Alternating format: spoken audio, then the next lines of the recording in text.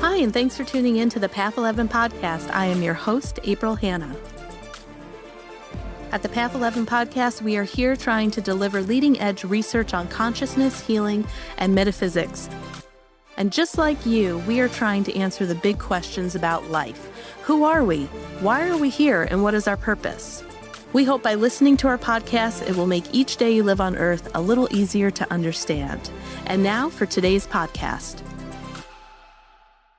Welcome, everyone, to the Path 11 podcast today. I am so excited for this show because it is a topic that I have known nothing about, really. Maybe a little bit after I started reading, but this is a whole new topic that I am exploring, that I'm being exposed to, and I'm really curious to know if you've heard about spirit marriage before, because I have not.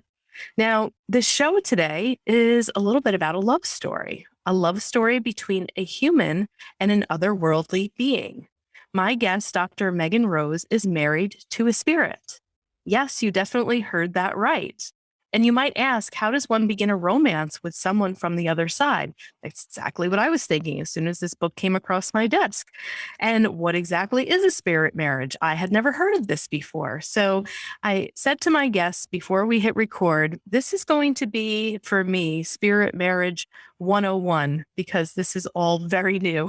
And she said, that's okay. It usually is for everyone. So I'd like to show you the cover of her book for those of you who are watching on Path 11 TV. Again, the book is called Spirit Marriage, Intimate Relationships with Otherworldly Beings. And let me tell you a little bit more about Dr. Megan Rose. She has a doctorate in East-West psychology from the California Institute of Integral Studies and a master's degree in religion and society from the Graduate Theological Union.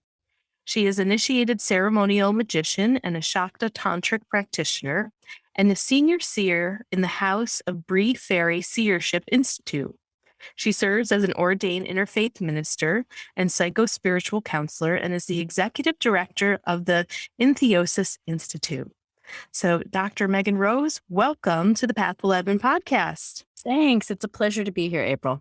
Yeah, you are just going to blow my world wide open. I know that for a fact. This book already has, and I feel like I've learned so much.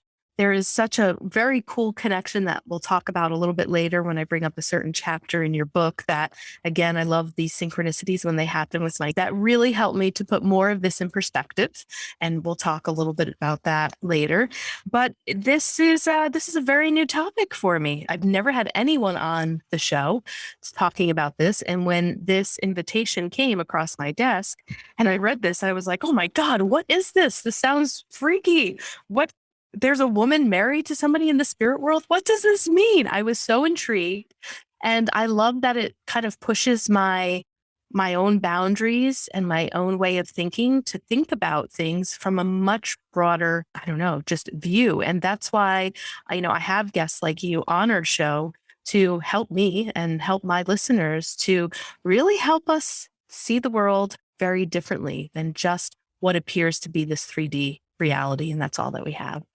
So welcome. And I'd love for you to just give my listeners a little bit of a background of how this all started for you. Yeah. Well, it's sort of like the oldest new topic. I like to say it's been hidden in plain sight throughout all of our history, folklore, origin myths. And most people can easily identify with spirit marriage when I use the example of the nuns in the Catholic Church. So nuns in the Catholic Church go through a ritual marriage to Jesus, to the Christ. Some of them wear rings, take vows. And so it's not that out of the purview of, most people's understanding of what it's like to live in a bonded relationship with a otherworldly being. It's just a little different when you're talking about it outside of the auspices of Christianity. I mean, Christianity is replete with these examples. We've got, the nuns that married Jesus. We've got the Virgin Mary and the divine, the Immaculate Conception by otherworldly being, whether it was a dove or the Holy Spirit or an angel or God the Father. Their theologians debate that all the time. So it's really not that out of the realm of what we hear about, right? We see it in folklore, and we see it in even in anthropological and historical accounts, with the Greeks, right? The Greeks and the Greek tradition, humans were often mated to and sometimes married to divine beings, and they had offspring by them. And so it's a story that is sort of followed us throughout our evolution as a human species. And I got interested in it because, as a theologian and a scholar myself, I had sort of heard of these stories when I was in seminary. And then as I was practicing tantric practices and ceremonial magic practices, I began to have my own contact reach out to me. And at that time, I really didn't have any strong framework for that other than, I knew that there was sort of this spirit lover tradition, but the spirit that was reaching out to me started asking to marry me. And I thought, well, this is odd. This is strange. I'm pretty well versed in all this stuff, and this is kind of a new thing to me. This was 20 some odd years ago. And so I started researching it. I put my scholar hat on and started looking for examples of spirit marriage because, I remembered being in seminary, some discussion around this. Particularly, there's an account in Genesis in the Christian canon that talks about the sons of God saw the daughters of men and took unto them wives. And that's generally thought, the angels, the watchers, saw the human women and married them and had children by them, and wackiness ensued, right? All sorts of different things transpired as a result of that. And so, I knew that there was sort of religious, historical conversation. I just didn't know it was currently happening. So that's what I began to do is research. Why is this happening? Who's it happening to? What's the purpose of it? And why me? Why am I experiencing this? And that led me into the research that became my Ph.D. dissertation and then became this book. And really was all with this desire to answer questions for myself that I didn't know, that I couldn't answer at the time. So I, researched it historically, but then I went around and interviewed 9 different practitioners in contemporary spirit marriages, and asked them questions about their marriage to try and understand more about what was going on with me. And that became the core of the research. And really it was with an eye to like myself 20 years ago, what would I have wanted to know? What would I have needed to know when I was having these encounters? And, there was practically nothing on the internet back then that talked about this. And so, I wrote the book really with everyone who was having these extraordinary phenomena and needed and weren't in a tradition that already practiced it, because there are a number of traditions on the planet, and I'm constantly learning about more and more and more people and traditions that are practicing this, that are kind of coming forward and saying, oh, that's part of our tradition as well. So and I'll just end by saying that, spirit marriage are those 2 broadest words that I could think of to encompass this phenomena, right? Spirit being this very large category of anything that isn't in an incarnate physical human body at this time. So we're talking about deities, angels, elementals, beloved dead or ancestors, and on and on and on, that could potentially be wed. And then marriage is also sort of the term that most of us understand what it is to be in a bonded, committed relationship with someone. And that's very much what these are. These are committed, bonded relationships with a deity, with an extraordinary being that you have a deep devotion and a deep commitment to. Like I said, like with those nuns and Jesus, they're very committed to that relationship and cultivating, their personal relationship with the divine. And these types of unions are really not all that different from cultivating a deep personal relationship with a benevolent, loving being that really becomes kind of your North Star in life. Yeah. And, I love the fact that where I learned a lot too was in the research of some of the different religions. And, my only point of reference in growing up was the Catholic religion, so when you mentioned the Immaculate Conception, that's one of the notes that I had. I was like, oh, is this like the Virgin Mary? And it was like, ding, ding, ding. So I love the example that you also gave of the nuns, but I've never really, I'm not well researched in different philosophical religious studies, like with the Bible. I've talked to some people on the podcast about the Tibetan Book of the Dead and things like that, but I have never done a deep dive into any of these spiritual texts. So I love people like you who have, and then I can just learn so much from it and not have to necessarily do it myself. But you had mentioned in your book too, that in a lot of these other cultures and other religious studies that are practiced, this is also very normal. This is part of it, where I think in the West, this may sound a little more taboo.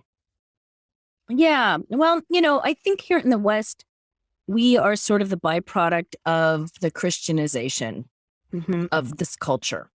And there's some fine, grand things with Christianity, but one of the things that, is sort of Christianity's shadow is its conversion, it's proselytizing, it's, coming in and saying our way is the only one right, true, and only way, and everybody else is wrong. And along those lines, Christianity encourages talking to spirits and having relationships with spirits. They've got Jesus, they've got the Holy Spirit, they've got God, they've got the saints and the angels, depending on your tradition. So they're talking to spirits. They're having communication with spirits. It's just that their spirits are okay and everybody else's are suspect. And so it seems a little weird just because that many of us, shouldn't say all of us, but many of us have been kind of swimming in the waters of this cultural assumption, right? And we also here in the West have a very strong cultural programming around scientism and this sort of masculinist. If we can't verify everything down to bits and bytes, then it's not real and it's not valid. And so many of our decolonialist scholars are coming along, myself as well, saying that like this very limited way of viewing the world is just that. It's a very limited way that has a very specific agenda and that isn't necessarily a bring everybody to the table agenda. And we need to sort of get outside of that and look at the fact that most cultures outside of the West have a much more paranormal acceptance, right? Acceptance of this sort of worldview that supports the numinous, the extraordinary, and ways of knowing and being in the world that are outside of just this very narrow Western worldview. So, that's really at the heart of a lot of this research, is this sort of queer, feminist, decolonizing perspective that says we don't have to look like and act like and be like all of these very prescribed narrow boxes that we've been given culturally here. But it takes a little bit of work to get ourselves out of that and to sort of relax into the mystery, right? I call it normalizing the paranormal. We want to sort of normalize the fact that, we have extra senses beyond just the five senses, and as highly sensitive people, we often have really robust extra senses. And so if we understand that that's just part of the spectrum of our humanness and the spectrum of our abilities as integral beings, right? Integral part of the planet, not its owner, not its boss, but a beloved, right? A part of the Gaia consciousness that co-creates with myriad different beings, myriad different levels of consciousness, from the smallest little mycelium to the largest oceanic body, right? We're part of that symphony. And we really then step into much more of an animist view of the world, which is it's alive with all sorts of different levels of consciousness at varying levels or varying strata of being. Yeah. So I want to get into a little bit more about your background and personal experience before this first interaction kind of happened. It sounds like from what you shared, in your book, that part of maybe the way that you were raised, there was a little bit of like your own sexuality and, sexual, I guess, nature was kind of suppressed in many ways. I think you went to a Pentecostal college, was it? Yeah, I was college, yeah. Yeah, I was raised in the Pentecostal Christian tradition. which is really great in some ways because they're speaking in tongues and laying on of hands and channeling the Holy Spirit. So it was very opening in that way, but then it was also very dogmatic and fundamentalist in other ways. And I found out pretty early on as a child that all those ecstatic experiences I was having in a Pentecostal service, I could also sort of have out in nature. And in nature, it wasn't, shamed or, some of the more erotic aspects because, frankly, and I didn't really understand it as a kid, but being raised when you're filled with the Holy Spirit from a very, very early age. And for me, it was like less than 1 year old. And I talk about this in the book, how less than 1 year old, I had a Holy Spirit kind of possessory or healing experience as a child. So being raised in that felt like that energy had this very vitalizing effect on my body, which is very erotic, right? It kind of lights us up like a Christmas tree, and our whole body kind of goes into exaltation when we're spirit filled. And I learned that I could have that same somatic experience out in nature, usually with trees. I had a very strong connection to trees. And so that was sort of the water that I swam in. And as I became a young adult and became really disenchanted with some of the more, fundamentalist aspects of Christianity, I began to look for other religions. It's why I went into, the study of religion to look for other ways in which that vitality, that eroticism manifests in spiritual practice and tradition. Yeah. And with your sharing too of some of your experiences, you had gone through a pretty abusive marriage. You later went on to get therapy. And I think you had said like the first thing was like Freudian therapy, which didn't do much of anything. And then, went on to some more integral therapy and working with some other healers and kind of learning more about your own spirituality and healing some of the traumas.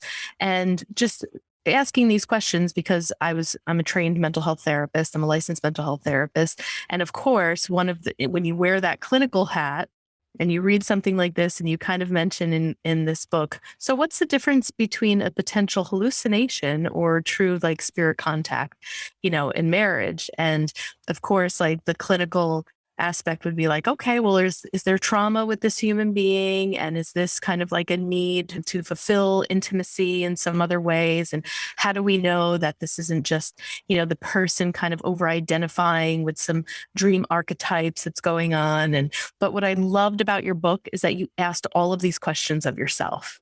And you really had like just great internal, I don't know, just this internal compass that you were even asking yourself all of these questions, like what is going on, and did like a deep dive into your own healing. So I'd like to set you up to talk a little bit more about that. Yeah, thanks. That's a great question.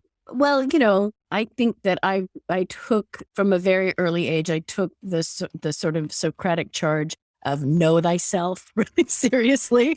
And I've always just been really a student of the psyche, a student of, of psychospirituality, I should say. And so, because of the traumatic experiences that I had as a young woman, I got into therapy because I felt like that was probably going to help me figure some stuff out that I was on my own, just struggling to figure out, like, why am I repeating these same patterns over and over and over again? And as you said, the first therapist that I went to didn't really help much. And so I began being in the San Francisco Bay Area. I'm blessed with having a plethora of different types of psychotherapies that I could explore. And so, one of the things that happened when I was first being contacted is I had a transpersonal psychologist that I was working with. And she really helped me. And she is well-versed in earth-based spiritualities. That's sort of like her thing. And so she wasn't going to dismiss these experiences that I was having outright as hallucinations, which, most traditional therapists, you go to them and they get out their DSM and they're like, you're hearing voices, you're seeing things, let's get you on some medicine. And Melodoma Some has a really great article that he wrote about, how a shaman sees folks in a mental hospital, which I think is a really powerful critique of what we're doing to folks who are having, Stan Groff calls them spiritual emergencies, right? Or spiritual emergence, right? So I was having this experience and I had my therapist, but I knew that like I needed support. And that's the first thing that, when people reach out to me and are having these experiences, I say, get your support team together. And your support team could look like a mental health professional. But, in my case, I also needed somebody who knew about spirit merit. And that's where the House of Brigh and my mentor, Orion Foxwood, came in. I found someone who was in a spirit marriage tradition that was a leader, a minister in their path. He's a British traditional witch and a Faery seer. And then, I had mentors in the Shakta Tantric practices as well. So I got kind of a team of folks together that could really help me understand and ground and validate a lot of these experiences, because we're talking about, by and large, the imaginal realm, the realm of our imagination, which isn't just about what we can make up, but is, if you're looking at it from a ceremonial magic perspective, it's the realm of the archetype, the blueprints, the astral realm before things actually come down into the physical. And there's this great flexibility and fluidity there. And we're working with beings generally that aren't incarnate. And so we're having to move into these realms of psychospirituality that are sometimes tenuous. And so part of my grounding it for myself was to get the training in ceremonial magic, to have the practices and traditions that would hold me and guide me in a way that felt safe and sane, and to have community around it, and that's one of the things that I love about Malidóma's community, or Malidóma's work. His work really brought together communities of people doing these practices together. And that's a big piece in my research. The different folks that I talked to, most of them had communities that they were plugged into, that they were practicing, and it creates a kind of checks and balances. For many spirit marriage practices, not all, but for many spirit marriage practitioners, I should say, the marriage happens at the request of the spirit, and often the spirit will appear to someone else, to like a minister or a mentor, and say, I want to marry so-and-so. They have a certain quality that I think we can do some really interesting work together, or we can bring something to the community. And so the marriage will happen at the request. Now, that didn't happen in my case. The spirit came to me in my case, but I also figured out pretty early on that the spirit came to me in that way because I needed to do this research, and I wouldn't have done it any other way if I was already being told what to think, rather than coming to those questions and that inquiry on my own. Right. And so, maybe we should, because you mentioned his name, Malidoma Somé, maybe we should jump to that. For my longtime listeners, they know that I have brought his work up many times. One, because I'm kind of a student of one of his students. One of my teachers, Jeanette Defoe, is her name. Every year she studied under Malidoma and went through like the true, I would say, less Western, how it got brought back to the Western. Like she had to sacrifice the animal, like what's talked about in, 7. And she did like the real rituals of being basically the buried alive of the earth ceremony, where they dug their own graves. Whereas, when we do it here in the West, it's not as intense, it's more like, okay, we're going to put some dirt on you, as opposed to you're going to be under the ground for 24 hours. So she really did like the full initiations. And ironically enough, next week, I'm going to do one of the rituals. It's a fire ritual. This is a fire year. And so I go every year to this woman's wellness retreat, and Jeanette, takes us through, and we practice all of the Dagara traditions and creating the shrines. And it's really beautiful. So when I was reading your book, I was like, wait, did she just say the Dagara people? No way. So Malidoma is mentioned in this book. So I went right to chapter 7, the West African Shrine Keeper, to hear the story of this practitioner that is in spirit marriage with the Tingan tree, if I'm pronouncing that correctly. And so I was very connected to this chapter because I know a lot of the traditions of this West African tribe. I've had a divination by Malidoma myself and met him in person. He has since passed or is in transition. He's now an ancestor, one of our elders here in the ancestral realm. And so it was really interesting, and I was able to grasp this very easily. I too have a strong connection with trees, and was wondering if you can kind of give an overview of Madrone, who is the practitioner that you interviewed, and kind of using this as an example of how she was selected to become married to this tree. Yeah. Tingan. Yeah. So in Madrone's case, she's part of the West Coast of the United States, Dagara village, and her husband is an elder in the tradition. And her husband and Malidoma were talking about how he needed to set up some shrines. He needed to do some work for the community that was developing here. And in the Dagara tradition, before the shrines that he needed to set up could happen, they needed to establish a Tingan shrine. And so Tingan, in that cosmology, as you may know, is the spirit. He's the masculine spirit of earth. And he governs things like foundation and stability and wealth and justice. And so Malidoma and her husband were sort of like scratching their heads, like, who can we ask? Who would be the right person to be this Tingan shrine keeper? And Malidoma said, "Oh, you know who it is. It's your wife. It's Madrone. She already has a really strong connection to trees, and she would be a perfect shrine keeper." And so, because that part of the marriage and the way that the spirit of Tingan manifests is the shrine keeper finds a tree that is attuned to Tingan's energy, and then the shrine is installed at that tree, and the community goes with the shrine keeper to the tree to do various rituals, divinations, whatever.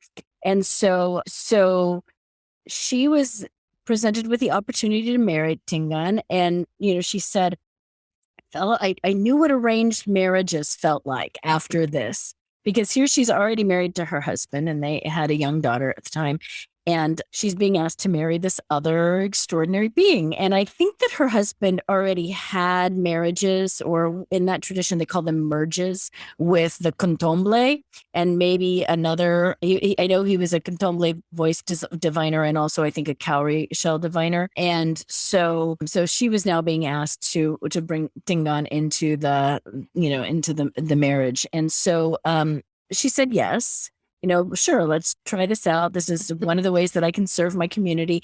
And interestingly enough, it made a lot of sense because her work in the world is as a financial advisor, and Tingan governs wealth and stability. And so she felt like there was this beautiful harmony between what she was doing professionally out in the world and what she was doing in service to the West Coast community. And so in her case, she is one of the only female Tingan shrine keepers. Typically, I guess in Dagara land, they're typically male.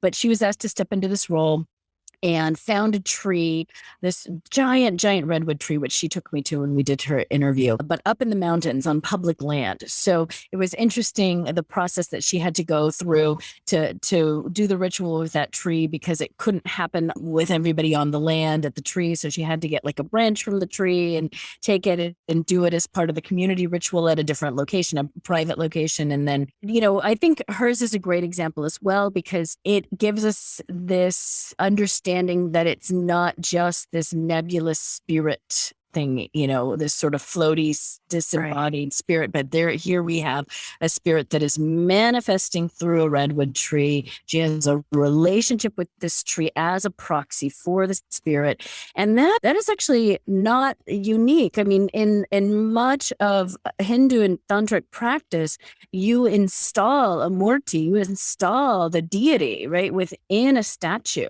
or an image, right, and that statue, that image becomes alive with the essence of that spirit being in. And it's also in the the Egyptian and the Hellenic traditions. Theurgy is this practice of drawing the divine essence or drawing the divine form into the statue. And it's why the Christians accused non-Christian cultures of being idolaters, because that it becomes this interface point or this proxy point for relationality.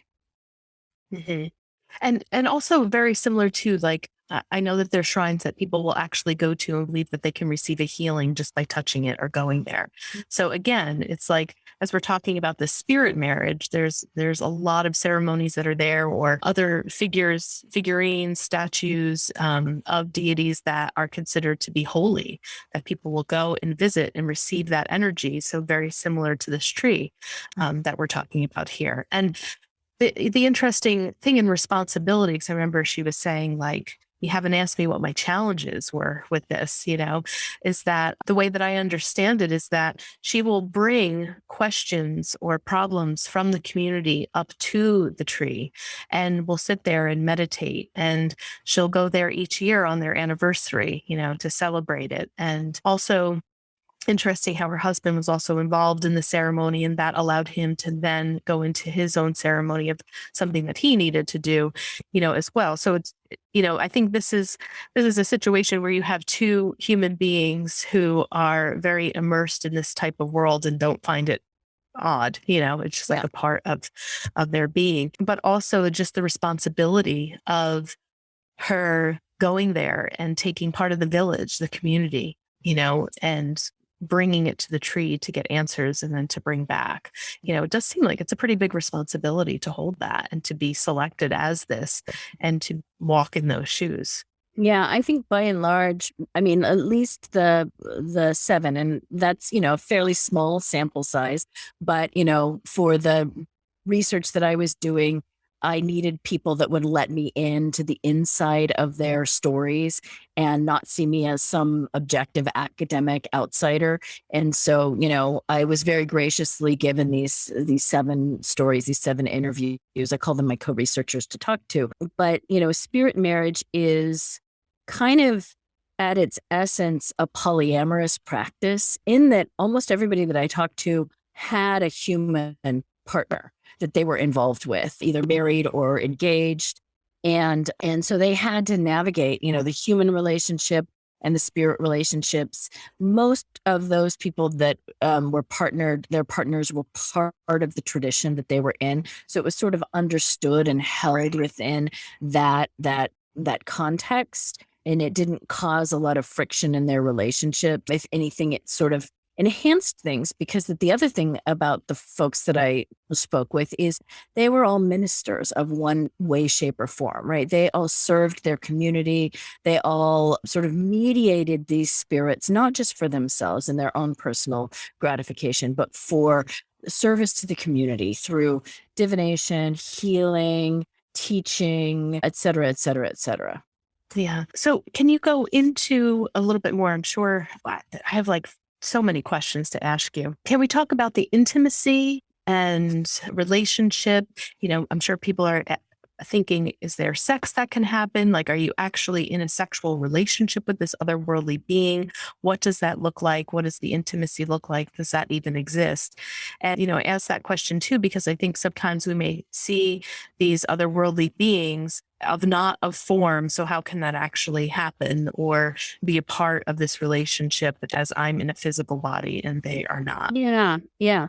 Well, spiritual intimacy, I have a colleague who's sort of an expert in this. She's a sexologist, and she has quite a bit of research on spiritual intimacy, which is sort of a subset of spirit marriage. So I'm talking with spirit marriage about like a bonded devotional relationship, and she's looking at the more broader phenomenology of having erotic sexual encounters with non-corporeal beings.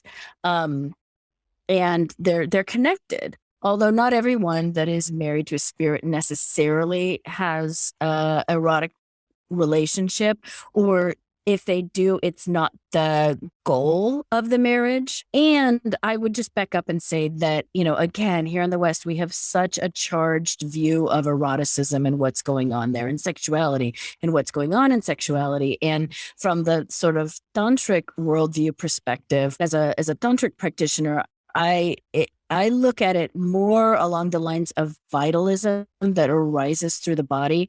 In that practice, we call it Kundalini Shakti, which is this vitalizing energy, right, that can move completely through our entire bodies. When I was talking earlier about the indwelling of the Holy Spirit, right, or the gifts of the Spirit, that sort of light us up. And we often associate eroticism just with like our genitals, right? Just with the sexual organs. And in sort of erotic mysticism, the whole body goes into exaltation. The whole body goes into this vitalized state. And so we sometimes, and this isn't true for every erotic spirit encounter, but again, I looked at it very specifically through the lens of benevolent entity contact. I didn't really get into like incubus and succubus and unwanted contact. I looked at, we want this, we trust the spirits we're working with, we've done our due diligence, we've gotten to know them, and we are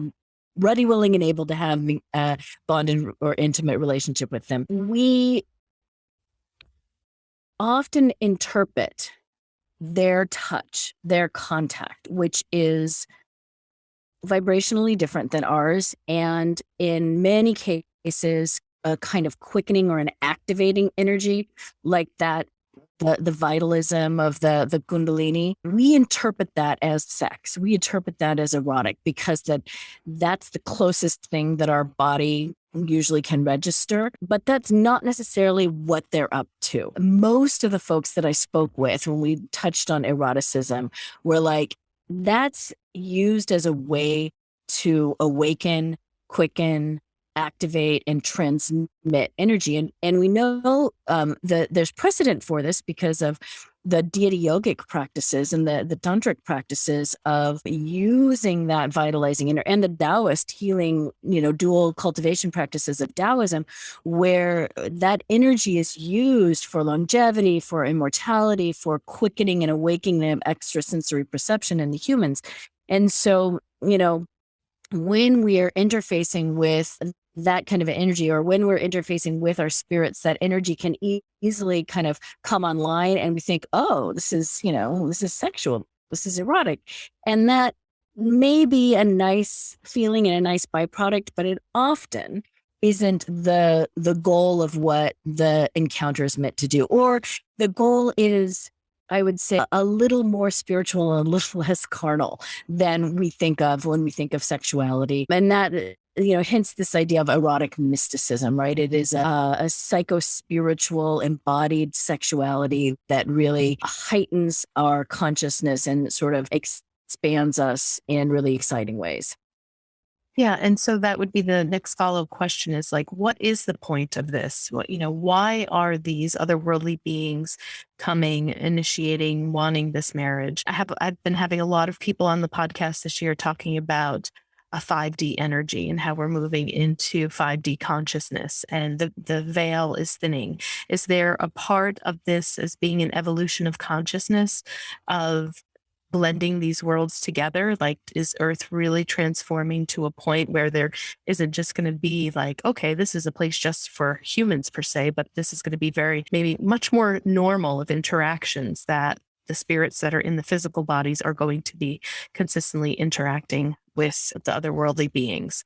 So yeah, I know I asked you like 3 questions in there, but I guess initially, what is the purpose? What is the point? Why is this happening? Yeah, I would agree. I think that, this practice has never stopped. It's been happening since, I don't think I mentioned yet, the first recorded textual evidence of this is like ancient Mesopotamia and the Sumerian sacred marriage, where the priests or the priestesses of the goddess Ishtar would marry the goddess.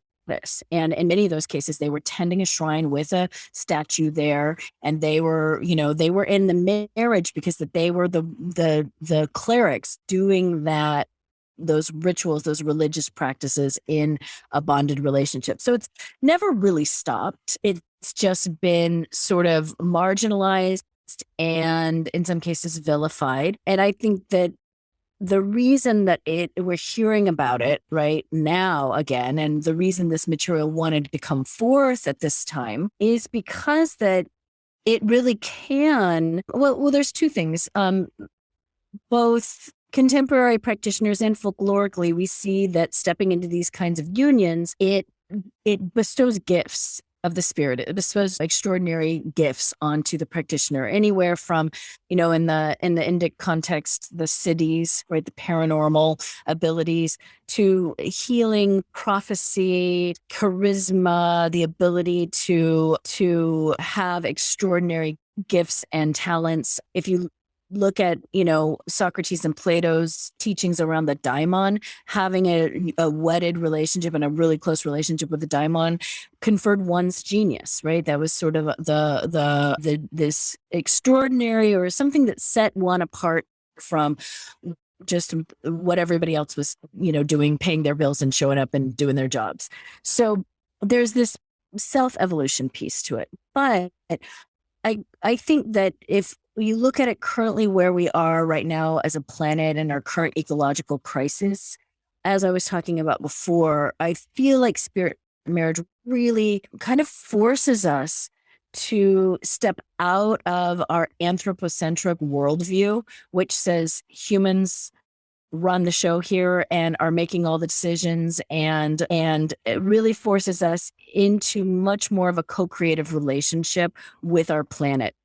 And I think it encourages, through this animist lens, it really encourages us to look through the Gaia hypothesis theory, right? That the planet lives out beyond just humanity, that the planet has myriad different kinds of consciousness that may look and interact differently than humans look and interact, but are no less seminal to the life and the viability of the planet. And, if we as a human species are to survive on the planet, I think spirit marriage is one of the ways. It's one of the many spiritual technologies that I think will help us survive as a species. I think the planet is going to be fine. Whether our species makes it or not, I think really depends on how quickly we can get out of our sort of myopic three-dimensional worldview and sort of step into this larger, more integrative space. Yeah. Now, you had mentioned earlier that kind of these otherworldly beings will select people that they would like to marry. So, and most of these people, these people that you interviewed are considered to be practitioners. So are the people who are chosen per se, people who are already like in service of the world, or I don't know if these otherworldly beings are able to recognize what their purpose to be of services on this world. Like with Madrone that we talked about, she is like a financial consultant and does all that. She kind of has like a daytime job, but then gets selected to do this. So it's not like everyone is selected to go into a spirit marriage and everyone should like figure this out. Like, oh, who am I going to marry in spirit? It's more of a selection process. And are certain people selected to have this type of relationship? That's a good question. I mean, is everybody destined to marry a spirit? No, not necessarily, because spirit marriage, is kind of a more advanced practice. And usually it comes forth for folks that have some sort of co-creative project that they need to bring out into the world. Whether, in my case, it was this book. In Orion Foxwood's case, it was the House of Brigh Faery Seership and the whole teaching system. In Madrone's case, it's service to her community through, both her financial advising and the work that she does with. But it also can be like ecological projects. It can be different things that you're bringing into the world through a very bonded, deep devotional. I mean, these are highly disciplined practices, meaning it's not just something that you float around with. It's grounded, it's daily, it's committed. In many cases, when the marriage is proposed and the process leading up to the marriage requires a complete transformation of one's life and self. I mean, I had to change the way that I ate, that I slept, that I exercised. My relationships changed, my career changed. It was a huge upheaval in my life. And not everybody, wants to go through that. Not everybody wants to sign up for that. But what I love to say is that, even if a spirit isn't ringing your doorbell asking you to marry it, we all have a divine self, right? We all have, in some traditions, it's called the Holy Guardian Angel or the Ishta Devi or the Metet, this divine being that is our patron, God, goddess, whatever being. And we all can step into a relationship with that being and learn more about ourselves through the enactment of communion and communication with that rarefied aspect of ourselves. And that was an interesting thing that sort of manifested through my research, is that, this divine self conversation is a kind of spirit marriage when you really step onto the path, right, of the great work and of knowing that part of yourself and of having a committed relationship to that divine. Some people call it the higher self, and some others call it the wise, loving presence. And, Aristotle called it the entelechy, and, Barbara Marx Hubbard called it, the homo universalis. And I mean, there's a lot, the true self. It's Jung's individuation process. That's one of the ways of looking at it. And I think that is a form of a bonded, committed relationship, when you make that bonded, committed relationship to knowing thyself, to knowing yourself.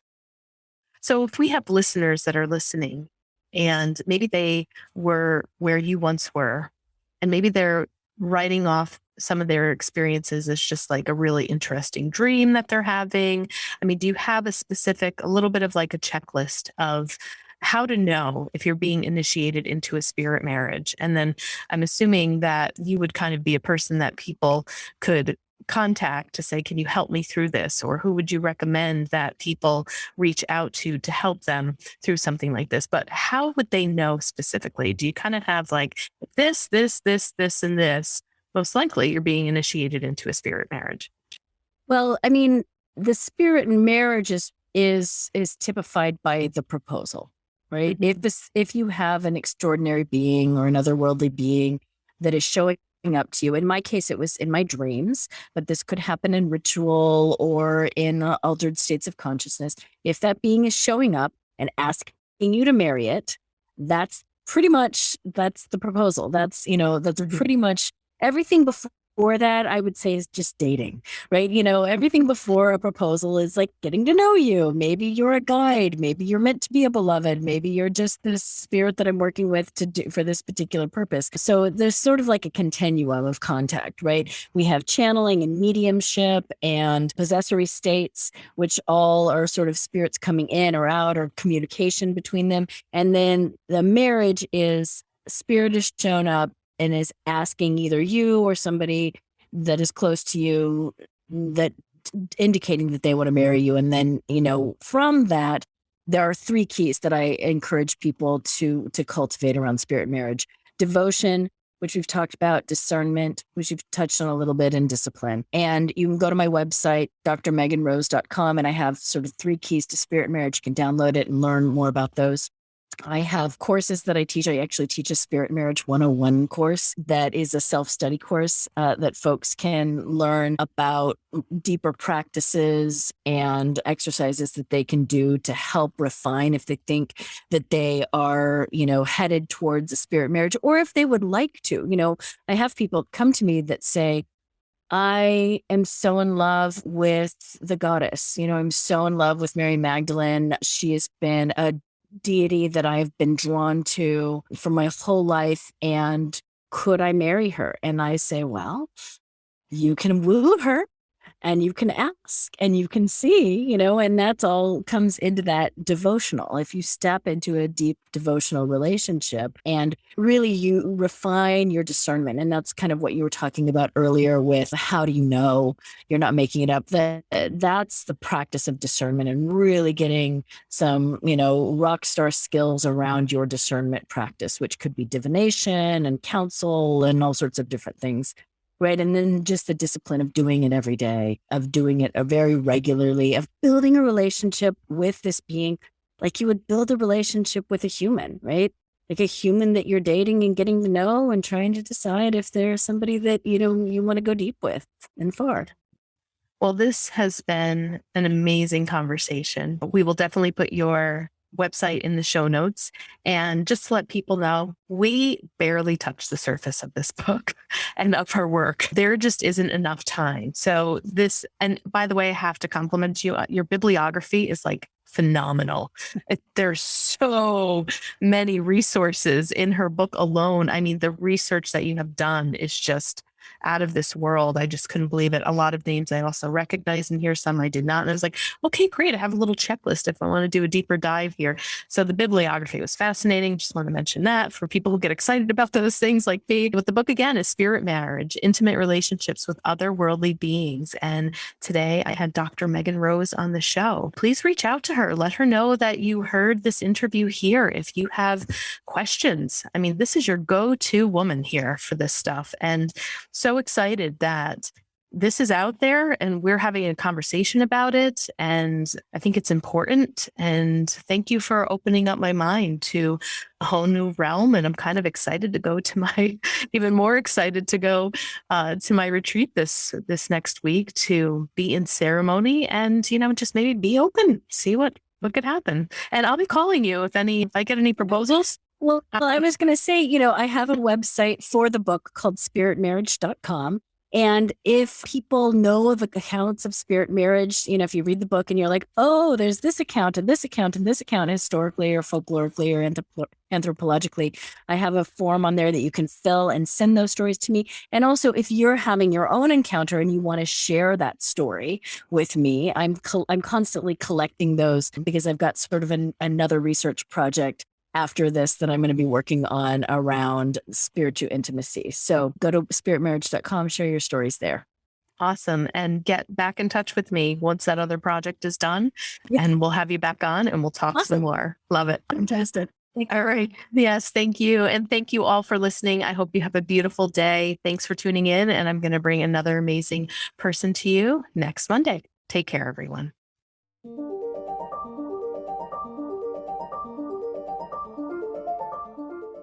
Thanks so much for tuning in to today's show. If you haven't already, please subscribe and rate and review the Path 11 podcast in Spotify, Apple Podcasts, or wherever you listen to your podcasts.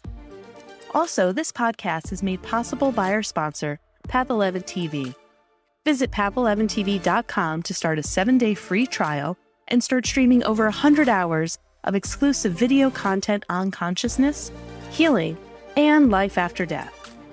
That's path11tv.com, and be sure to use coupon code podcast30 to take 30% off your annual membership. Start satisfying your spiritual curiosity with a membership to Path 11 TV today. Bye for now.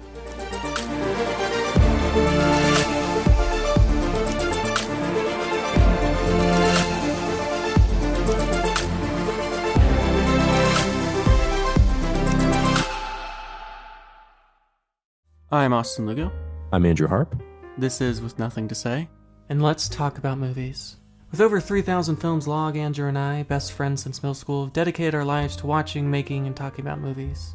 Each week, Andrew and I handpick a movie he's seen, I've seen, or neither of us have seen, and dive deep into anything and everything two wannabe cinephiles could ever think of. From horror to dramedy, we do it all.